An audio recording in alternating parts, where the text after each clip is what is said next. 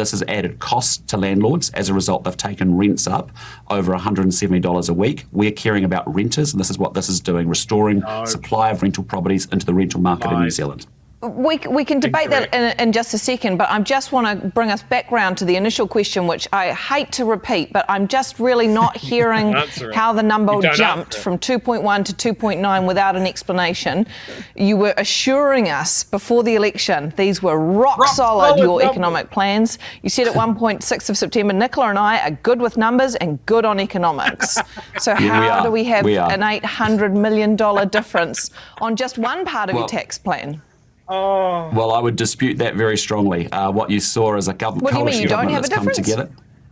No, I just dispute your numbers, to be honest with you. What I'd say to you very clearly is that we have an active national party that both campaigns. Beautiful again. These aren't her numbers. They're not Anna Burns-Francis's numbers. They're the numbers we've been given. They're the government's numbers. So there's a little pivot. Yeah, exactly. Frosty got it as well. There you go. See? Her numbers. No, they weren't her numbers. But he just he couldn't. Oh gosh, I'm going crazy with things.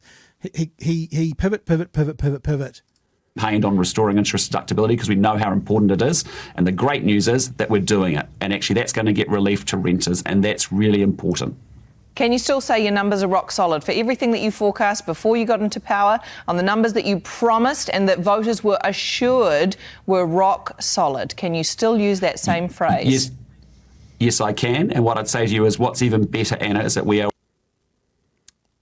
I wonder if there's also looking at a very dynamic question here that's been missed. Like sometimes when you have to take them by the hand, like Jack Tame did on the weekend, and say, are the numbers today, what we've learnt today, are they the same as the numbers you told us about before the election?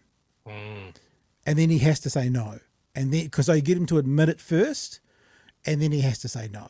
So I'm no criticism overall, but like take them a step backwards and say, are these the numbers you gave us before the election? Blah, blah, blah, blah, blah. Yes. Are those the same numbers as today? He can't say yes to that. And then, like we saw with Chris Bishop, he had to finally admit that this was more beneficial for landlords because Jack Tame just went, walk you into it. Now you have to actually admit it, basically. Dynamic economic environment. We've inherited from a government that actually had massive cost overruns, that didn't fund school lunches, didn't fund pharmac drugs, and ended up spending a heap of money on stuff that didn't deliver. And so as those things come to light, we're facing up to those challenges too, whether it be school buildings that haven't been funded, whether it be ferry projects that have had massive cost overruns, whether it's been... Oh, that one didn't date very well, Mr. Luxon, for the news this afternoon.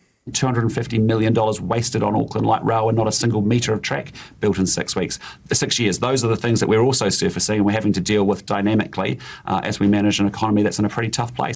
So, as I said, I get the sense that they've been given instructions to blame Labour. That was one of the things. Chewy, I've got a couple more clips I want to play. One of them is a bit longer, so I want to not spend too much time debating now. But is there anything you want to say to that, to that now? He seemed very, very sure that rents are going to get cheaper. Yeah. So my question to that is when and how much? Yeah. Or alternatively, really? Yeah. Because it's never happened. Never, ever, ever, ever, ever have you reduced costs for landlords and they have passed on those reduced costs to their tenants because the choice that they're making there is, I could make more money by keeping the rents where they are. My costs have gone down. I'm now making more money. Why would they pass that on? Where is the incentive, or where is the stick to landlords to reduce rent?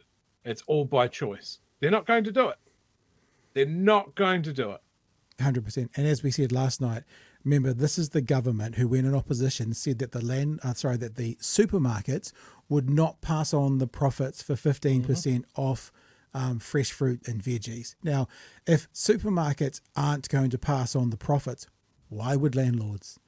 You can't say that supermarkets won't do it, but landlords will.